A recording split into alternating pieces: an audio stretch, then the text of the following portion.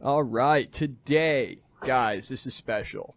We're happy to welcome to the podcast the sharp, the observational, riff king, and master of melody, Mike Maple of Liquid. Mike.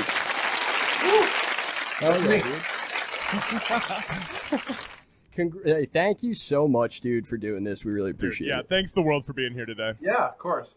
You're coming off a, what the kids are calling a generational run the past few years. You've been putting out a lot of music, but, this Friday was a big day. You put out your new record, and I feel like people are responding well. Your new record is called Hell is an Airport, right? Yes.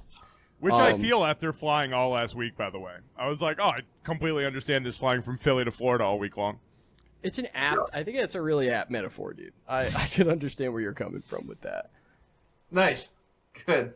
Congratulations on the album release. We have a lot to ask you, I suppose. We both came up with some questions and stuff. We don't often do interviews on this show. It's usually me and Max doing like a variety show of the week, essentially. So I think these interview shows end up being really special. They usually get a lot of more traction. People seem to enjoy them. So I'm glad that you're the first musician to, come on the show. I'm a former musician. Well, I still play music, but former touring musician and turned podcaster. So it's really special for me to have you on because I'm such a huge fan of your music. I've been checking it out. Of course, I've been checking it out since Self-Titled. I've since done the backwards research. I've done the forwards research. I've been staying in touch with everything you guys had going on. I think it was Del Paxton originally from Buffalo who turned me on to you guys. Have you ever met those guys, or have you ever played any shows with Del Paxton before? I've yet to meet them. I'm just a fan. I love that. Well, they're a fan of you too, obviously. I'll also say the only time that I got introduced to you through Brandon probably about, 2 or 3 years ago when we started this show. So Brandon has kept me involved the whole time. So Nice. Brandon is the certified super fan, but I have to say, I love your new album, man. Before we even get started anything farther, I have this thing I like to call certain song runs, which are just incredible runs of songs on an album. And I know we looked at the playlist talk through you did, where you kind of went through all the different songs on what website was that? Consequence, right? Consequence. And you talked about how the first, I think it's either 4 or 5 songs are supposed to kind of be one continuous song, and they blend together beautifully, by the way. The second and third song on the album, one of the greatest little riff runs that you do right into crop circles, by the way. Oh, dude. Just want to say, that album, first 4 songs, definitely one of my certified, top 4, runs. I mean, that's beautiful right there, dude. Thanks. It was a tricky thing to try to figure out the sequence for sure. But you had to reverse engineer Jesus of Suburbia and actually split it into tracks, kind of, Yeah. I mean, that's always my favorite thing about the process is figuring the track order out.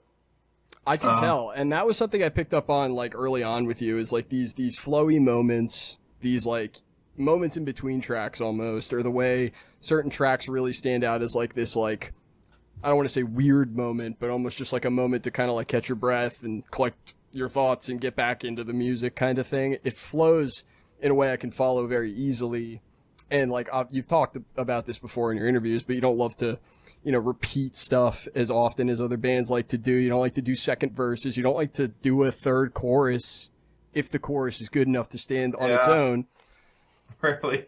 It's something I really relate to, and I feel like, something, being in a band, I was always kind of steered away from. So I find your tenacity in that, and I find your willingness to just do that extremely cool, and something more bands should really honestly do, Thanks. Yeah, it's been, we've never had anyone kind of there to tell us to don't do that and to stop, I guess, maybe that's not the best idea. So it's been nice to have that rewarded, that kind of, I think on the surface it might seem a little half-assed, but I think there's I'm thinking about it for sure. There's a strategy.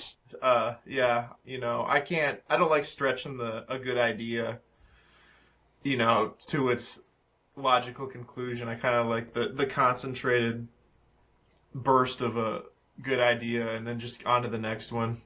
I think it's really short-sighted of some people to be like, oh, it's good, do it again, because like honestly we're in the era of streaming, right? And it's like, don't you want people to hit the replay button as opposed to just get their fix in one shot? Like, in my opinion, it just makes sense to want, and it's also just more engaging. If you like a song so much that you just slam the repeat button, that sticks with you more, in my opinion. Yeah, I mean I lose perspective on the songs pretty quickly, just because I'm writing them, and then I'm recording them, and then I'm recording them again with the full band, and then I'm mixing them, so I hear them nonstop. So I try to, when I finish the first demo or whatever, I try to remember how many times I like to come back and listen to it and feel good about it, because it doesn't matter how good the song is, if you hear it too many times, you're gonna get sick of it, So I try to remember that. That's kind of where I stand with whether the song makes it on the album or not. If I hit the replay button a bunch of times after the demo, and I just gotta trust that. I'm with that, and I agree with that. How many songs make the Yeah, how many songs do you write that then make the cut? Like how many do you leave on like a cutting room floor type situation, in a situation like Hell is an Airport? It's hard to say. I think probably for this one about 3 or 4 fully fleshed out songs didn't make it. Wow. Are those songs that you feel like would ever make an extended cut? I know you don't really do those a lot, but is that something you've ever thought about doing in the future, maybe? For sure, or just using the good parts of them on the next album. Yeah, I can, you have to write the bad songs to get the good ones out. Like most people will tell you that, but I usually can gauge if a song is going to be bad pretty early. Like I just get bored of it kind of early on, and that's when I usually abandon it. So usually if I make it to the end of the song, I like it for the most part, but usually, it's just 3 or 4 songs that they didn't add too much to the album. I don't think they were that bad, but it was just stronger without them. I get that. I think it's easy to trust your instinct on this when you put out 6 albums in the matter of a few years. Like, and I don't mean that to just glaze you, but it's like that literally is something that's only going to come with doing the thing. And it's like a lot of bands, hesitate doing the thing. They'll put out 2 releases in like 5-6 years, and I feel like it really hampers people creatively in a lot of ways. And I understand studio time is expensive and there's a lot of things that play into being in a band, obviously, but like you kind of, I think, trounce that in a way, or try to like just totally swerve that in a way and create a, scenario for yourself where you can just, like you said, work on stuff while you're at work. I've listened to other podcasts. I listened to what was it? Jobs 101 or something. You did a podcast where you talk about work. Yeah. And it was pretty interesting conversation between you and that guy. And it was like, it just gets to like a point where, you are confident in your songwriting ability because you do it so frequently, and you can like actually spend some mental capacity at work, like continuing to either like finish ideas or like that doesn't, that, that's a learned skill. That isn't something that like people can just do, Yeah, I think it's, I think it helps that we can trust our instincts at this point, and kind of like, we record when we want to, and we don't I certainly don't second guess a lot of it, which I think is just, I'm sure we could make these songs a lot better, maybe, or not, but I don't think so, personally. I'm just going to let you know that right now. My big question is, when you talk about recording and doing it, is that all in-house there? Do you guys ever do just studio time, or is it always in there? Okay. It's always in here. I think every record except for the first one, the Stuntman one, we did in a cabin. Okay. I love that. I feel like, I don't know much about the UP, but I feel like that's very UP of you. It's very caricature-y for sure. I love that. Have you ever, this was a question I was going to ask later, but it's like good time to bring it up. Have you ever, like, now that your band's receiving some, some appraisal from the industry, and you're like getting passed around in the media in a way that's like, I feel like you guys get a lot of coverage as a small band, in a way that, you've created an organic hype that I think people who are on top of things know it's real and are interested in promoting. That's what I think. So it makes sense to me that you guys would get this coverage. But now that you guys are kind of rolling in these circles and know some people, like, have you ever been pressured by anyone to like to work with a producer, or to like encouraged out of like recording your own stuff? No, not really. Good. That's awesome. And I don't think I'm afraid to say no either. I mean, I believe like for this one, we did it through AWOL, and you know they gave us money, like advance money, to like you do what we want with it, and we just kind of banked it. And I mean, dude, when you can, why wouldn't you? You know? Yeah, and I think it worked out. It's like made touring a lot easier, or like less of a. It's nice to have the big cushion. Oh, I'm sure it's got to make your touring like anxieties go down a little bit, right? For sure, it was a big help, and I mean, I think the lore of the band is kind of what has kind of helped us get coverage, I guess, or at least stand out, for better or worse, for both, I guess. You know, these records don't sound like other people's records. Like there's a blown out and kind of rawness to it that I think, you know, I don't know exactly what I'm doing when I'm like producing the songs. I just know how to make like a Liquid Mike song sound like a Liquid Mike song. Well, that's so real, because no matter what you do on all your albums, there is a distinct feel that is Liquid Mike that's present on every single album. And I don't really know how further to explain that, but I always know when I'm hearing a Liquid Mike song, even though every album spans different ideas and even different instruments sometimes, it's very easy to know when it's your work. Yeah. I'm totally down to work with someone, you know, someone to record the song, or, you know, a producer, engineer, whatever you want to call it. I'm just picky. I just want to make sure it's like someone that shares the same sensibilities. Because you got to find your guy, you know, or your gal that is really just understands you and your focus and what you're trying to do. Yeah. And even if I did do one, I don't think that would necessarily stop me from going back to the well again later, or even like doing like a mixed fidelity record where it's like some songs are super hi-fi and some are back at home. That. Maybe one side's one way, one's the other way. I'm open to things, but it's nice that no one has really put the pressure on to do one way or other.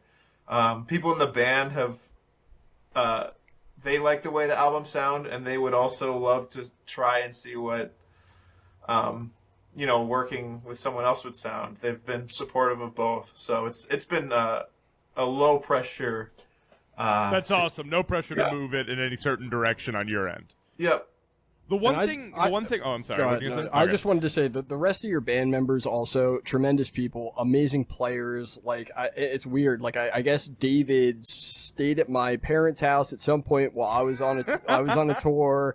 He was touring or something. There was like some sort of weird. My parents used to put bands up and stuff, and like. Oh, nice. Weirdly enough, like it was like the first thing we had talked about when I had met you guys, and he's like, "I slept at your house. You weren't there or something." And I was like, "What? That's so crazy!" But amazing people, amazing players. They play on the record, right? Yeah, that's amazing. Y'all sound really great together. And the one thing that really, I think, my girlfriend Kelly doesn't really listen to this kind of music a lot. She's more of like, she's into all sorts of stuff, right? Outside of this world. It's got to be a little gothic, you know? Maybe a little gothic. She's a big Nick Cave, Tom Waits nice appreciator. You know what I mean? Yeah. I love Tom Waits. Hell yeah. You two should chop it up sometime about it. You guys would go crazy. But she saw you guys with me when you guys were in Philly with Daisy and a couple other bands. It was Graham. Graham's set was fucking sick. She loved Graham. But we left that. He's awesome. But we left that show being like, Kelly turned right to me and she said, because I listen to you guys a lot. And she's used to it, you know? And she went, they sound exactly like the record. And I said, yeah, it's because that's what they record. There's no difference between what they're recording and what they're doing live. Like, it's just like a unique one time, like you get the whole experience live, which is really cool. And, you guys really do kind of, like Max was saying, mix in different instruments and get weird with it, and you pull it off. Like, all the different tones you guys record with and manage to pull off live in different songs. Like, there's a lot that goes into that. You guys are really coordinated. There's how many members of Liquid Mike? There's 5. Yeah, you guys are a 5-piece. So there's a lot of moving parts there, and you guys For really. sure. It had like its growing pains too. Like, sometimes like we all had to just be like, sometimes you're not gonna play on the like for most of the song, and it's and they've all just taken to just serving the song really well. That's awesome.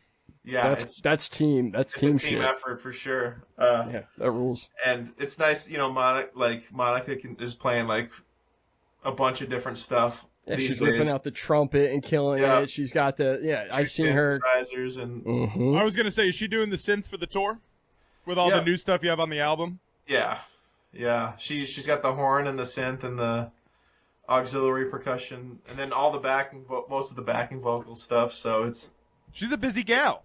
She is, yeah. The Swiss Hustling. Army knife for sure.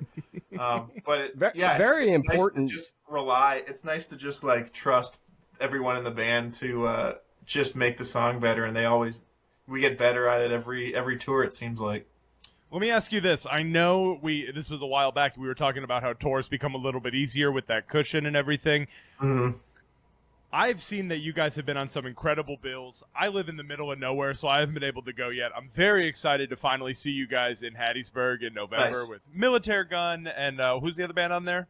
There's Public Enemy Opinion. or Public Enemy. Public Imagine? Enemy, yeah. Public Let's Enemy go. is the opener. Flavor Wow. Flav's coming. Yeah. Flavor Flav's coming out.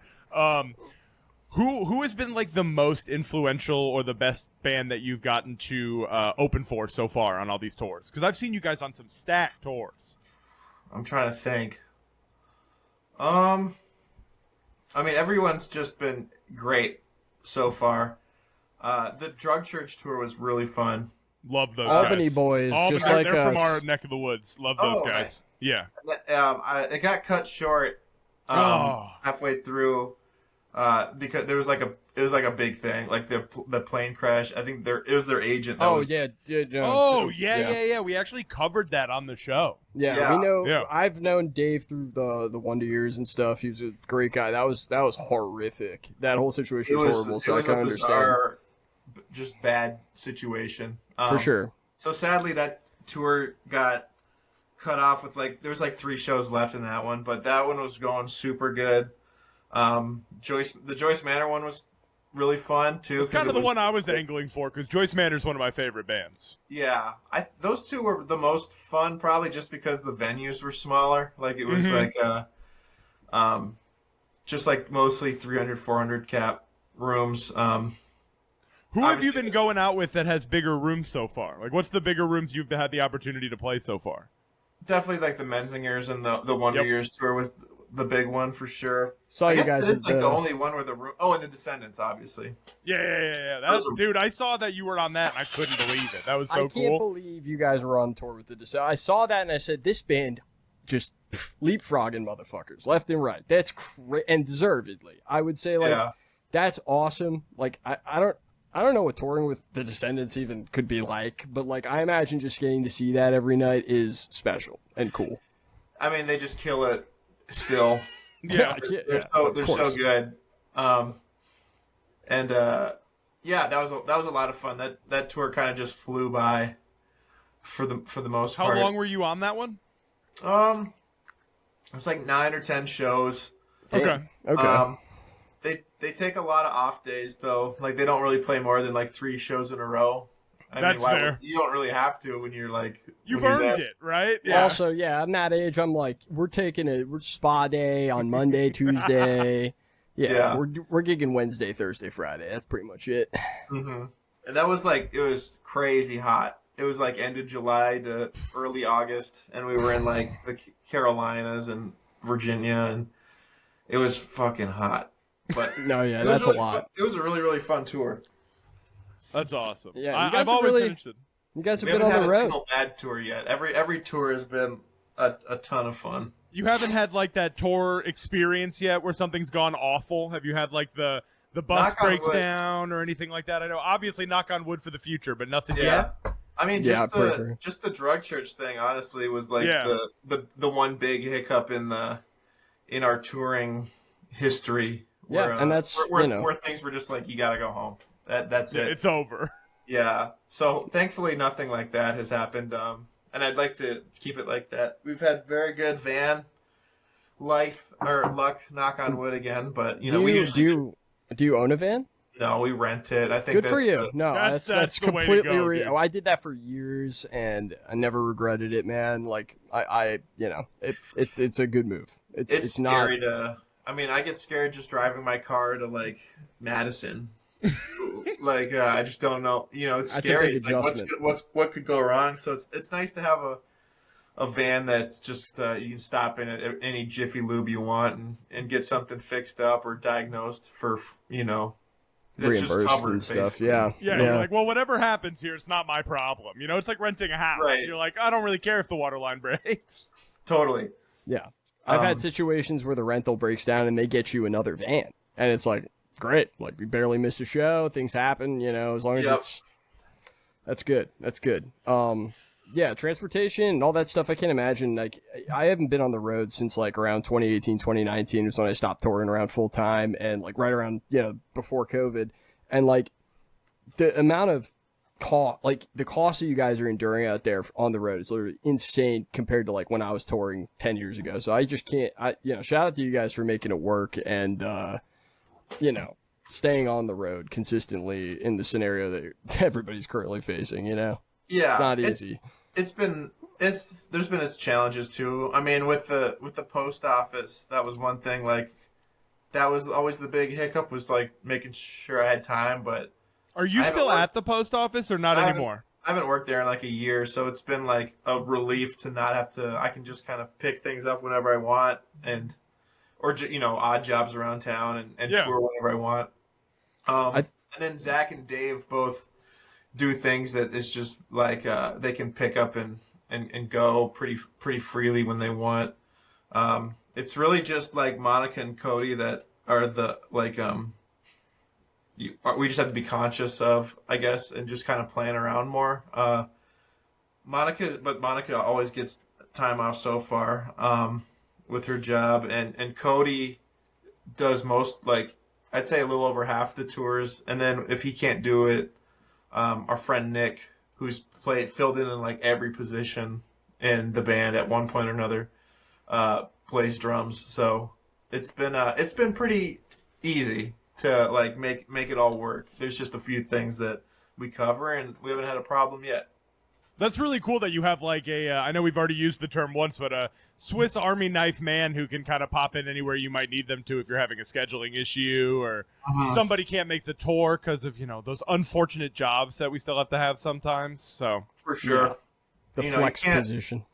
You just can't expect, you know, the size of our brand right now, you can't expect people to quit yeah, and devote all their time and PTO to the band yet. You know, it's just not worth it yet. But Well, I've met a lot of people grateful who, for the time that they do take, for sure. absolutely. They do sacrifice a lot to make it work, so I'm very grateful for it. I've met a lot of people who run their bands like a tyrant, dude. So to hear you guys like communicating good, to hear you guys all on the same page and understanding each other and supporting each other in these situations, like, dude, another reason to get behind this. And if you're listening and you're not aware of Liquid Mike, to really get into this band, because honestly, I feel like it's it's a character thing. I listen to this band, I listen to your band, and I literally am like, I relate to this. You know what I mean? Like, you guys seem to like be just on the right wave. And I just feel like, you know, the stuff that you guys talk about, the things that this band kind of represents, whether you're conscious of it or not, I think a lot of people are gravitating to, because it's like, it's just honest, it's genuine, it's friendly in a way. You know, even when you are Totally. being a little mean in your songs, it's usually like introspective and like not, it's, you guys fall under this category. I always like put these like emo, pop punk, power pop. I feel like there's just two categories of these bands at the end of the day that you can boil it down to. And there's it's your fault bands, and then there's it's my fault bands. And I think oftentimes Liquid Mike can fall under the it's my fault, because I'm going to be introspective and I'm going to think about this thing that's happening in a way that, you know, is a little bit more, I don't know, observational, or a little bit more like to the side and like understanding. And that's a cool thing. And I think this is a good time to ask this question too. I feel like Liquid Mike kind of has this media identity right now of like an underdog working class guy, right? And you said you're no longer working at the post office, like you're trying to do this full time. You know, is there any weirdness to being described as like an everyman, you know, sometimes when you're being like led into a situation or people trying to introduce your music? And do you think that you have any particular talent in writing like observationally, or like do a lot of your lyrics kind of come from personal experience? I think I'd rather write observationally most of the time. I mean, obviously I write about how I feel and like just, you know, things that have happened to me or the way that I'm going to feel, or you know, there's a lot to look at, you know, if you're a songwriter, looking at yourself for sure, but you got to break it up. I think you can't just write about yourself all the time. I think that's a little selfish, or I like that. Or I don't know. It just feels, I don't know, a little too look at me. Well, it feels like with a shade of disingenuous, right? Like you just kind of feel like, why are you constantly feeling the need to portray this one, you know, side of everything? And I feel like that's what a lot of people say, even if it doesn't musically sound the same, like all their music sounds the same because it's always from the same perspective or the same complaint, maybe even for a decade. For sure. Yeah, that definitely is, like, I would say like the same complaint can kind of like make albums get stale. So I do try to. Also, I just get bored. You know, I want to make music that I want to hear. So I try to write songs that are going to be coming from points of view that I would find more interesting. I guess just kind of mixing it up and keeping things interesting. Like, I don't know. And I like to I still like classic, like, songwriting, like, tricks. You know, I like switching the word where you're expecting a word and it's something else, or like writing from a perspective of some random guy or like a made up character. Or you talked a little bit. You talked a little bit on the track by track about writing from the perspective on what was it? Which song was it? If I look here, Meteor Hammer, where you talked about writing like music for a movie, right? And like kind of filling in a scene for this movie that you liked. I also saw that you wrote on there how you'd love to write music for Connor O'Malley. I think you wrote this in a different article about 2 years ago. Oh, yeah. Yeah. I want to let you know, first of all, recently saw Friendship. Would have been a great opportunity for a Liquid Mike song. I don't know if you've seen that movie, the new one with Paul Rudd. I haven't seen it yet, though. It's all right, but it's that kind of film where I think you could have definitely written a song for it.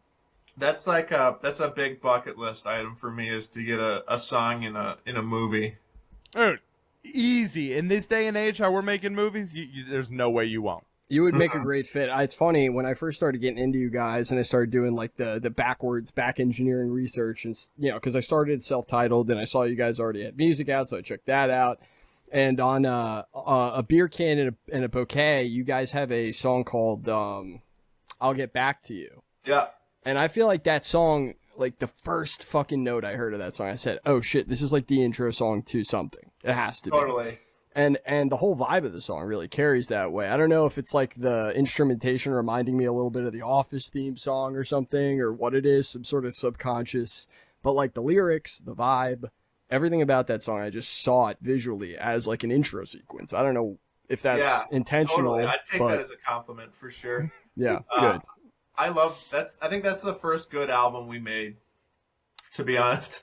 It's interesting that you say that, because I had written down here too to ask you about this. Like I said, back engineer, I'm very into finding out, like, once I'm into something, I'm like digging in. I'm finding everything I can. You did like a couple of interviews like before self-titled, and I'd found one that was like talking about your previous projects. We Should Be Laughing being the main one from college. How many records did you put out with that band, out of curiosity? 3. Okay, because the one that's on Apple Music is the one I listen to is it's awesome, but I remember there being more. I think there was 3. I gotta upload them again. They just like it was just on an old credit card. Oh right, yeah. And I think I still have the numbers for them, but fuck yeah, I'm gonna just like upload like the entire collection at some point here. I just they're still all on Bandcamp, and they much. Maybe they're on YouTube. They're I don't know, around. but I think they're on definitely YouTube. on Bandcamp for sure still. I always say Dog Days, the intro to I'm a big fan of you, and I hope that you are a big fan of me too. I think I got that right. Long title, yeah. I got it right. That was it though. Dog Days, I feel like that's Liquid Mike to me. I'm like, here he is. He's coming in strong. I can hear it. It's coming. And even going back to your MikeTeeVee stuff on Bandcamp, which is how deep I'm in. I'm all the way in. Nice. You know what I mean? So I noticed that you had a couple of, on the later releases, a couple of Liquid Mike songs like ready to go, essentially, just recorded differently. What inspired you to re-record those, and what inspired like the changes, like in the, I don't know, you guys went from, you know, pretty lo-fi to this, like, I like to call you guys like Fountains of Wayne who goes to the gym.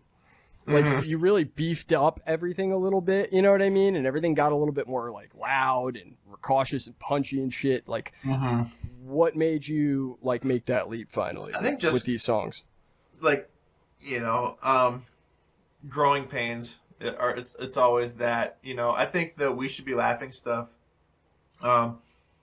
that's just saying, you know, it's just, I wasn't trying to make any music that's different from now. I think it was all coming from the same place. It's just that stuff was I made it with like friends from college, so when we all kind of graduated and split up, it felt like the right thing to do to change the name, basically. So I mean, but that's still like Liquid Mike stuff. I kind of consider it like in the same vein of stuff. Did you write all that stuff like you do for Liquid Mike now? Just about, yeah. Maybe Okay. 1 or 2 songs, no, but yeah, just about wrote them all, and we recorded them. And the MikeTeeVee stuff was, I got a 4-track recorder, and I just thought it would be fun to like just post demos for. Maybe one day someone will find them. Pretty much for you, I guess. here I am, you know, dude. You knew just I'd like come. Easter I'm coming, eggs, dude. kind of thing. Well, that's awesome, man. To have like this, it's really an impressive body of work you've got when you really total it all up. If I were to put it all on one page, right? Like you've done a lot, man. And like, I don't know, does that come from like, I kind of had a question about like, what's it like? Like, what's it like in the UP? Like, what is it like I was trying just to get addicted to recordings, I think. I'm How just long has that been going on? Did that start in college? Were you in Since bands in high school, like when you back in Wisconsin, or? Oh, so you're originally from Wisconsin. Early, like freshman year of high school, I've been like addicted to making music, or just like recording. Like I just thought, like in high school, my thing was like making like instrumental music, like beats and stuff like that.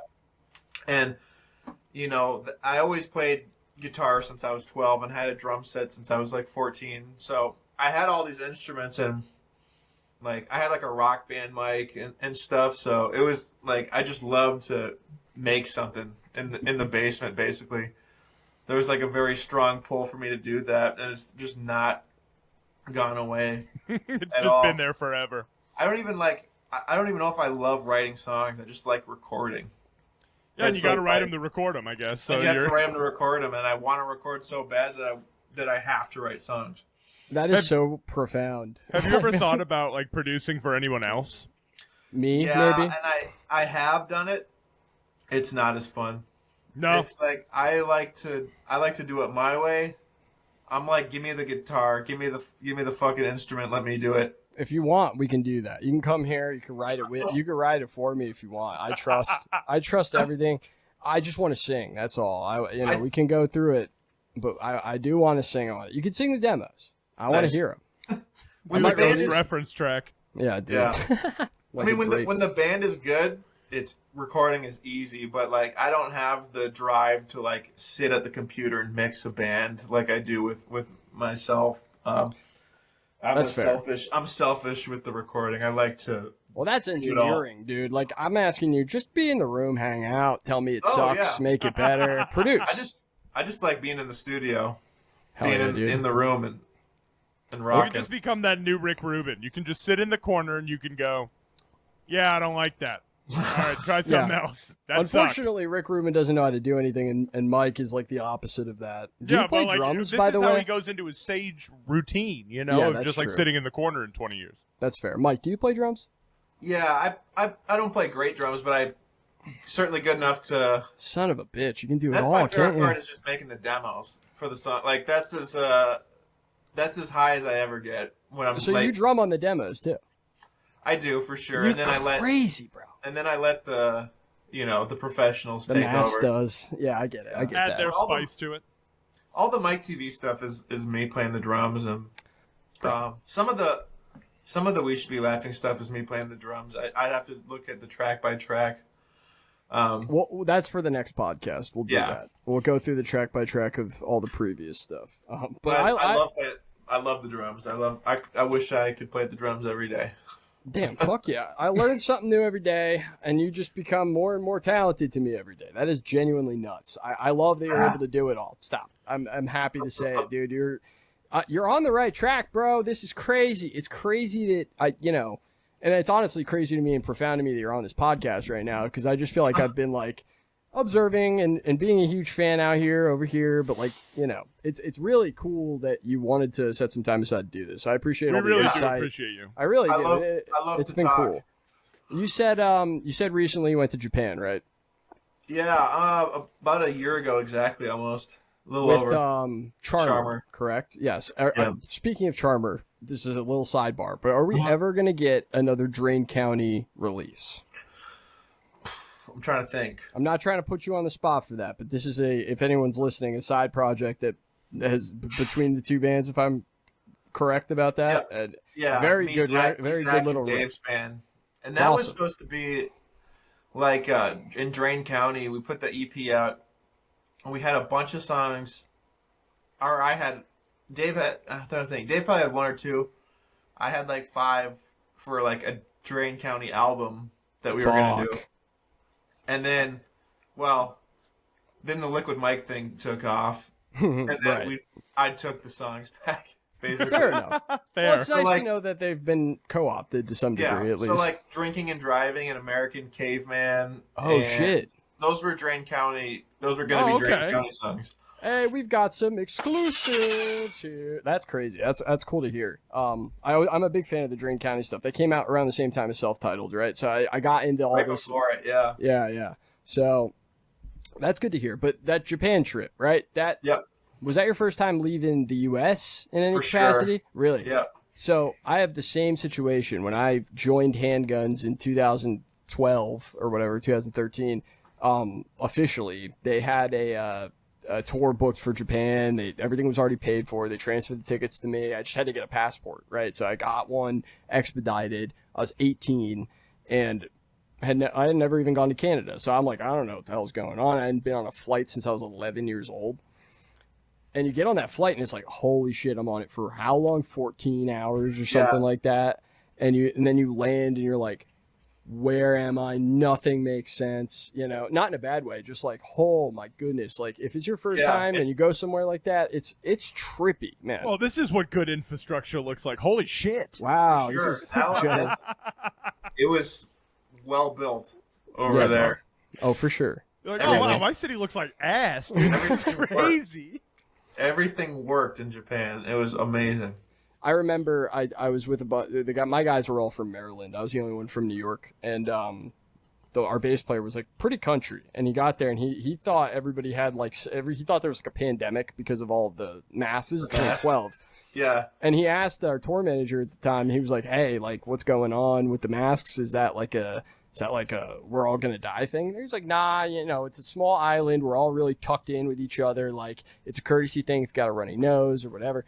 And by the end of the tour, he's wearing a mask because he thinks it looks cool. And I was like, man, I held that memory with me forever for a long time through all the craziness because I went, man, this is also complicated. I saw a very country guy get right behind this, not care if framed it the right way. It was pretty funny. Mm-hmm. It made me laugh. But little like the cultural things like that really like got us quick, and it's a wild time going over there, man. I you got any stories? Got anything interesting you guys ended up doing over there? It's very humbling to not speak the language in a country. Yes. And then trying to communicate with people, but it's like it's just so surreal. It makes you just think about things a lot different, I think. But it was just kind of fun to also just be like, you have no choice but to be a tourist. You have no choice but to be like that kind of guy. Yeah. You just gotta kind of own it and live with it. And it was kind of actually pretty freeing to just like be that kind of person in Japan. Everyone was nice. The food was always good. 7-Elevens are so amazing. Dude, they said yesterday they're gonna make the American 7-Elevens like the Japanese ones. There's like a $7 billion investment in it. Because they suck here. They're not as good. Dude, it's just a bad gas station here. It's a total con. Yeah. But I'm trying to think of like funny stories that happened over there. I mean, I'm still trying to unpack everything that went down with that trip. I'm sure, dude. It just felt like a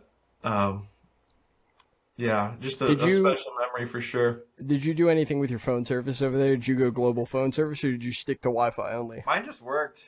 Really? That's good. No. I did get something. Like a SIM or something? A virtual SIM card or something. Yeah. That's good. That was before my time, dude. So I was over there.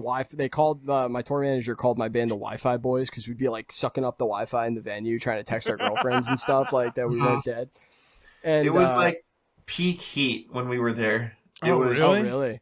Yeah, it was like 95 at the lowest, I think, and just humid nonstop. What's the air conditioning situation over there like? Good. Good. Okay. It's very good. Thank God. They're all Mitsubishis over there or some shit, right? They make air conditioners.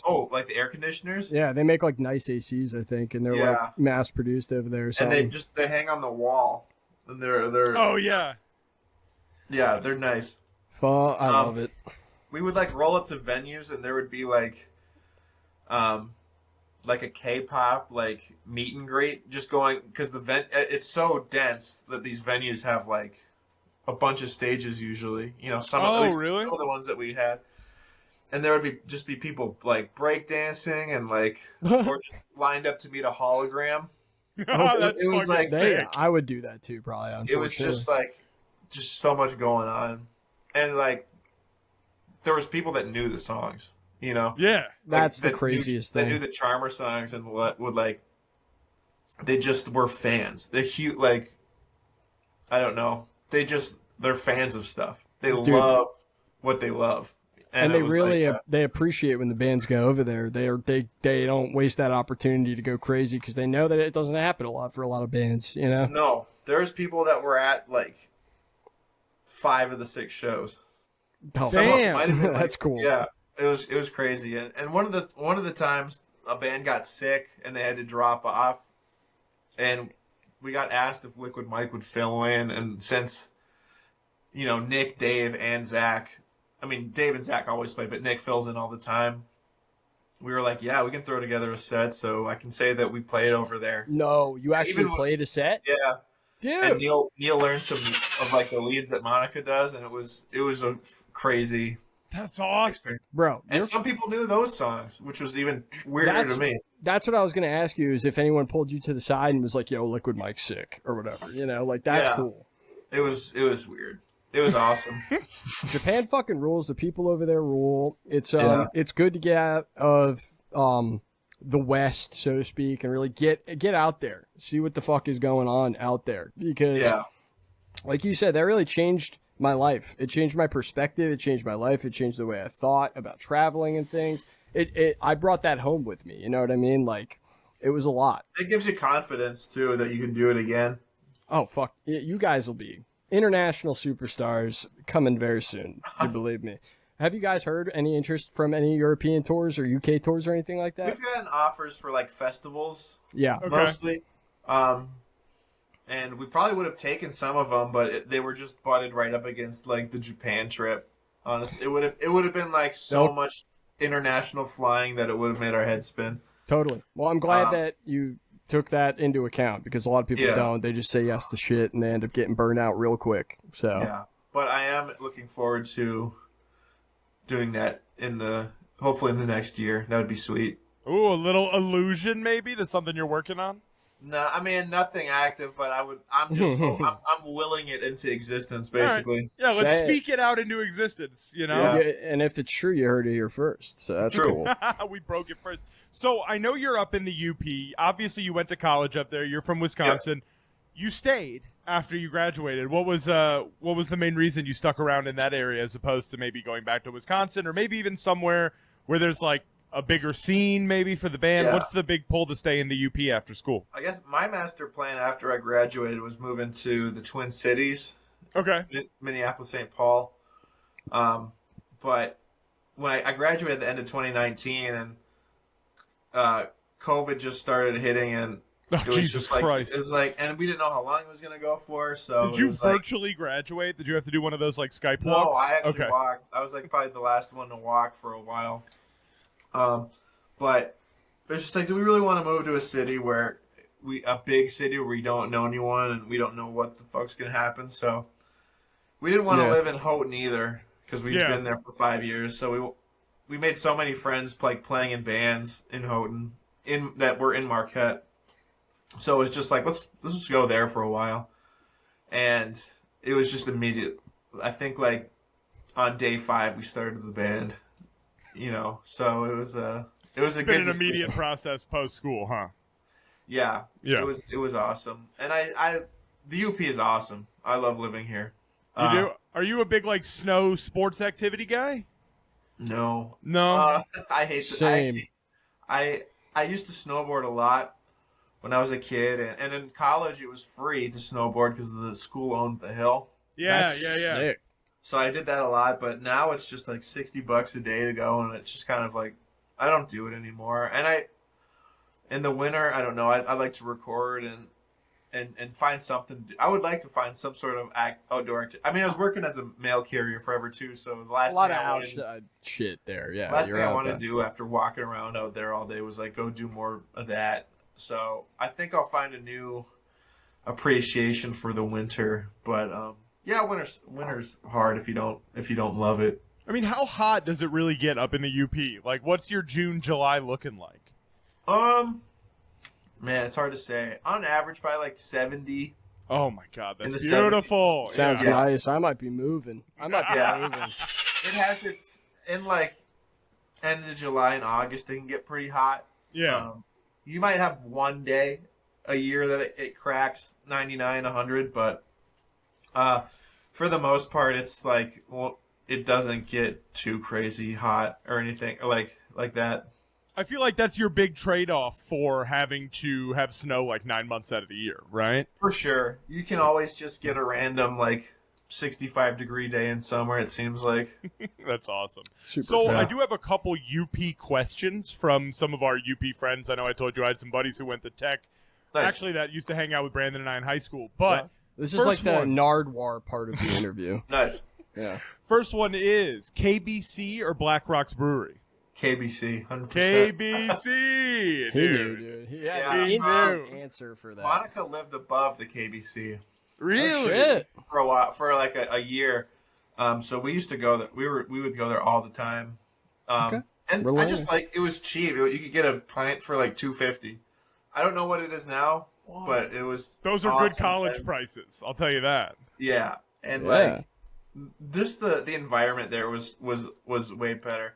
Black Rocks is like. I don't want to shit on Black Rocks. I'm not Respect. gonna do it on camera. I I have respect no that. ill will towards Black Rocks. The beer is pretty good. I just don't like hanging there. It's not like Okay.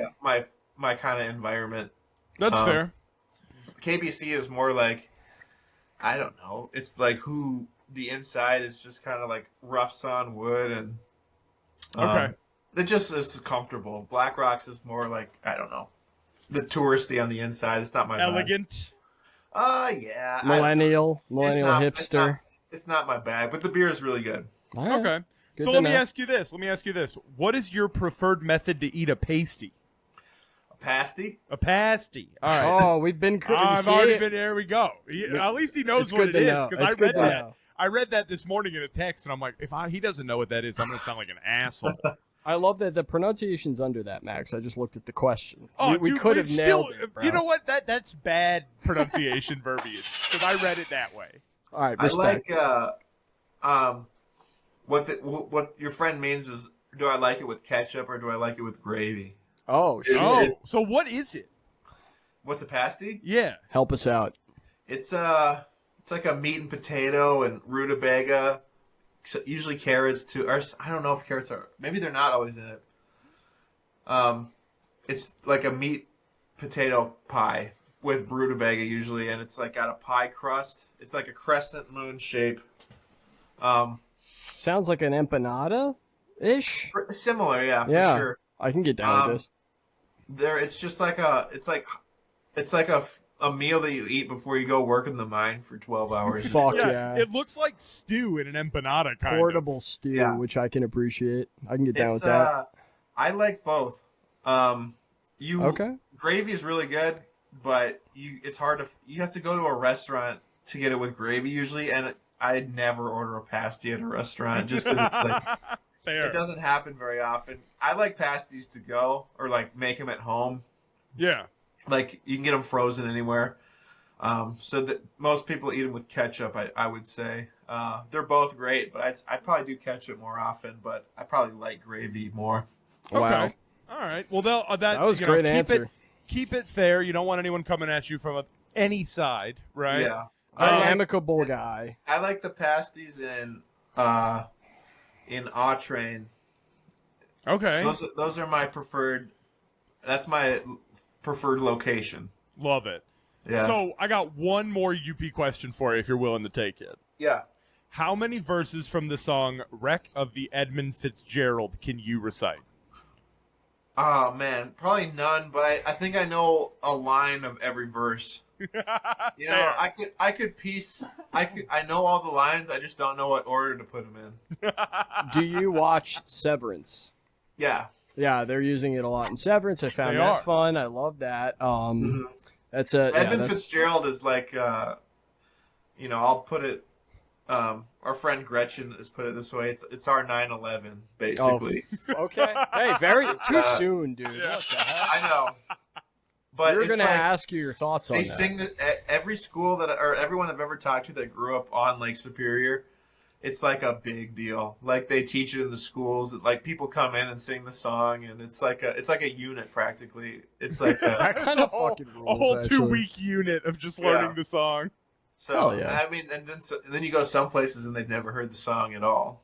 Shocking it's- to people, I imagine, who grew up learning it in school, going like, "Well, how do you not know this?" Yeah, how do you not know the most popular song of all time? They went to private school. They don't teach them the right stuff, you know? Yeah. The Liquid Mike- I actually like that song. I think people get burnt out on that song, but that song's kind of fucking epic. You If should you- do a cover. I was gonna say it'd be the longest That would Liquid be Mike song if you hilarious. do cover it, which would be kind of That fun. might be a great idea, actually. I don't hate the idea of a nice cover of that as a random single at some point, you know? Just We might do it remember, live. That might be the thing to do. Dude, do it in Hattiesburg. I'll be there. I'll love it. All right, Max I'll will film go it, send it back harmonize to up all there. all the people out there that need it from the UP. I'll bring it up to the guys. fuck, this is great. I hope it does happen. I'll send it to you, Brandon, if it does. Yeah, please, for the love of God. You had written here, Max, and I want to make sure we get to this question. Crop circles, right? You wrote crop circles. I love aliens. This is a podcast, not really. I mean, we talk about music. We talk about music we like. We've talked about you. But like, mostly we talk about other shit, right? We're talking about what's going on in the world. Talking about conspiracies, crap, all sorts of stuff. I love aliens. I grew up obsessed with the topic. And I just love, I'm a sucker when you drop a reference in, right? Max had written in here, are you a big UFO guy, or have you ever seen anything weird up in the Upper Peninsula? I've seen the Northern Lights quite a few times. Now that's sick. That is That's awesome. pretty cool. That's actually real, which is cool. Yeah, and depending on where in the Marquette, there is a little bit of light pollution, I guess, but it's still like super clear. Yeah, dude, you're crushing You can out see there. meteor showers for sure, but I'm like I get like caught up in like space facts. That's like my catnip for me or something. Have you heard about the NASA thing with the Mars microbes? They released it, I think it was Where they 2 days found- ago. What, they found like evidence or something? They found these spots on these rocks. I Which did are, see that. Yeah. they're a lot younger than the rocks we've been testing, which also fucks up the whole concept that we should be testing older to test for life. Now we're finding evidence on the newer rocks, which is interesting. Mike, I've been hearing about these rocks for 3 weeks straight. Okay, know, I'm sorry, well. but I'm sorry if I don't sound enthusiastic, but I've been hearing about how these younger rocks are better than the older rocks, and I'm like, I don't give a fuck. Okay, We read the study. We read the study together. I fell asleep in the middle of the show hearing about cute. rocks. Mm-hmm. I'm like a big Voyager 1 fan. Okay. Interesting. I like to keep tabs on that thing too. It's so fucking far now. I feel like isn't it past Pluto now? It's way past. It's like in the space. It's in space dust. It's in deep space at this point. It's like it's out there. It's like barely keeping contact at this. I think it's got only like a year or two left of connection, but and then when it goes dark, I think it's like a light. It might be a light day away at this point. Okay. So look at you. far. You know your shit, dude. We're gonna have you on for one of the alien what is episodes. this blue? Yeah, we gotta have you on to talk space and conspiracy. I'm Sometime. just like shooting from the hip on how far away shooting from the hip on space facts. Well, That's we all right, shoot dude. from We're the hip. dumb. We're just like, yeah, totally. I 100% believe everything you're telling me, right? That was actually the original name of the show, was Shoot from the Hip. We decided M&B was better. But yeah, I understand where you're coming from. But that's cool. I didn't realize you were into that. But yeah, seeing real stuff, real celestial events, that's sick. There was a day where the Northern Lights were visible from Philly, but it was obviously super faint. There's some places in Pennsylvania you can go, but they're a couple hours out. It's a total crapshoot on even seeing them. They've got... the conditions have to be perfect for them to be like visible, and then there has to be no clouds. Yeah. And then it has to be like they might show up at 2 a.m, and you got to be ready for it. Like they're not just gonna be there forever. So yeah, it's a rare thing to see them, but they're pretty cool. You guys do like a sit outside and drink and wait for them to show up thing ever? We've done that in college yeah. when I had more energy. Yeah, when you could stay up. Definitely, but most of the time, it's just been I just happen upon them, just kind of get lucky, and those are special times, honestly. Yeah, dude. You just look up and they're like, "Oh, there they are." Oh, that's crazy. crazy. Driving home, you look over to the left, you're like, "Wow, I live in a beautiful place sometimes." Yeah. Yeah, I bet you do, man. I bet you it's nice up there. I was actually going to ask you this because I know we're getting close to the hour, but we have a couple questions. As someone, I grew up in New York City, and then I moved to upstate New York, where it's a little bit more rural. But as somebody who grew up in like a major city, like touring around at a young age kind of opened up my eyes to how like mundane most of America is, as well as like how hospitable and nice and cool most people really actually are when you meet them. Is even when they don't have a lot going on around them to entertain them, and so I was wondering, like, as somebody who's from, a little bit more of like a rural, chill environment, like, do you have any new realizations about America once you started touring like the major cities and seeing like all the major markets and stuff like that? Yeah. I never traveled in my personal life, really. It's just like not something we did often. Or just, something I never did really. So it's all, my eyes are still,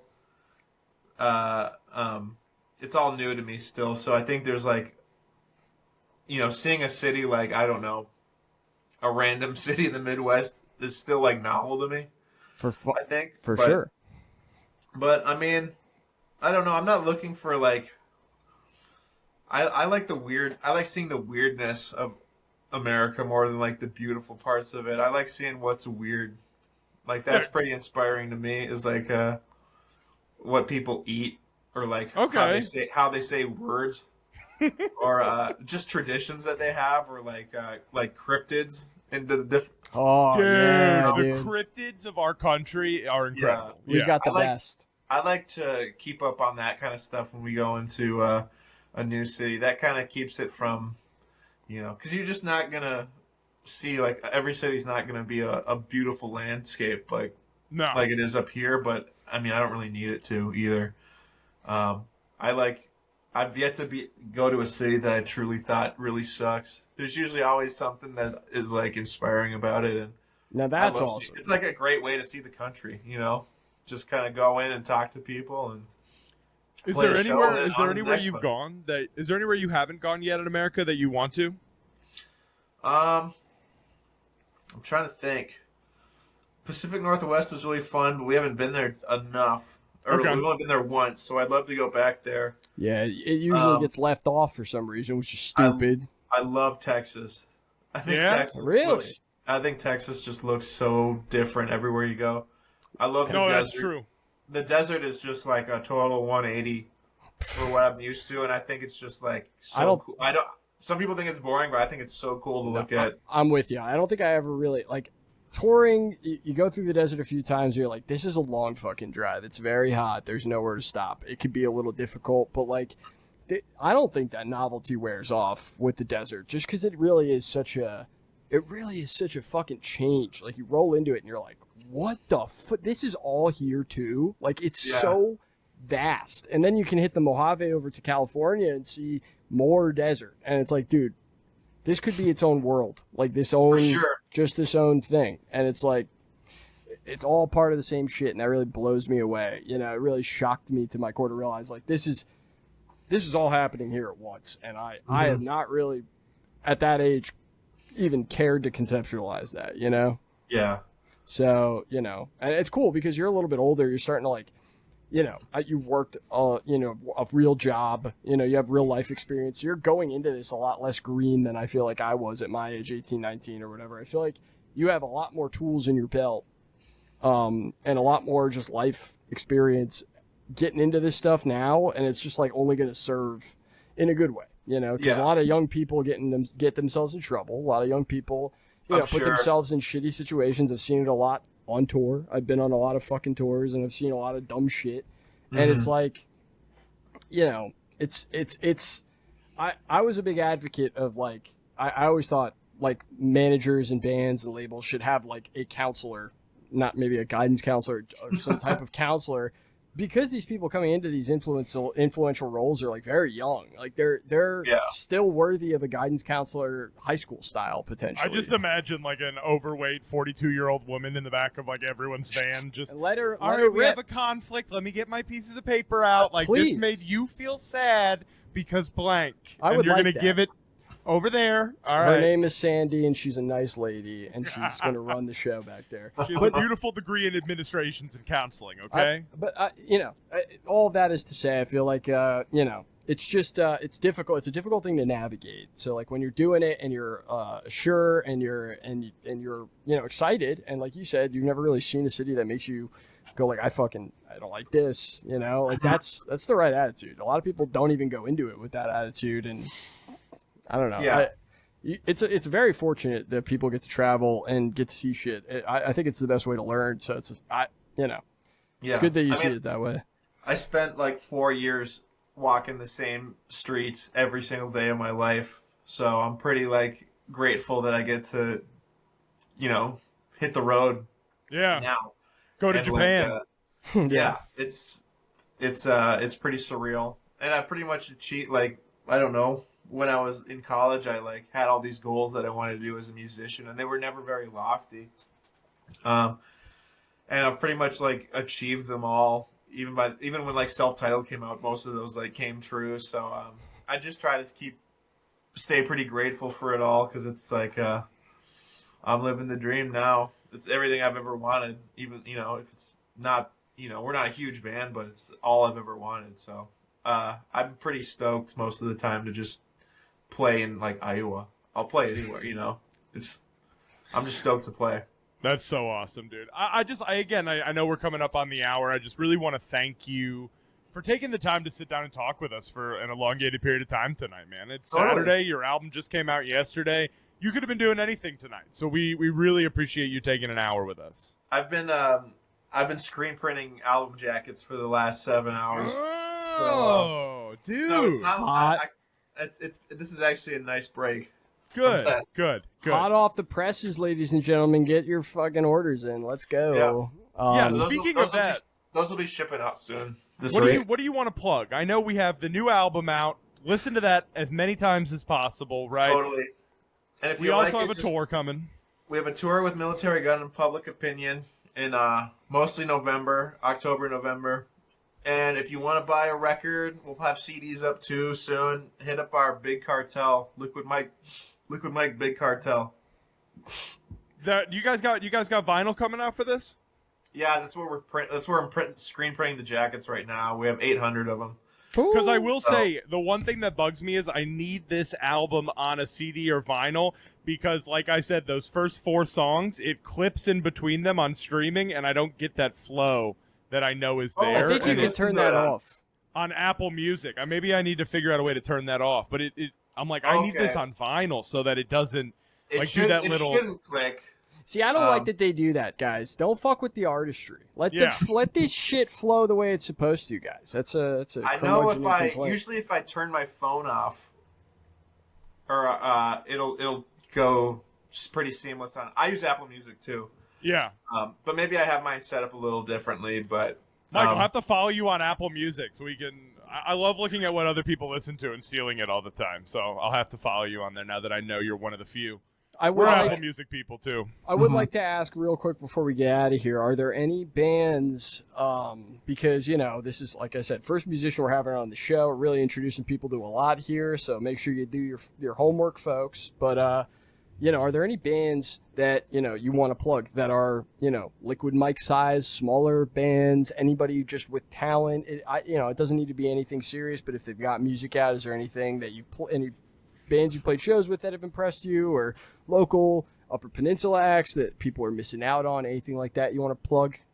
I mean, Graham Hunt is probably got one of my albums of the year for sure. And we played with him early in April, and they were great. I guess that would be one. A band I love in town is called Nuptica. Nuptica. Knupidca. Okay. Good to know. It's like Lil Jon mixed with I don't even know. It's just extreme Lil Jon. I gotta check this out. Is there other instruments in this, or like? There can be. Hit up Mike.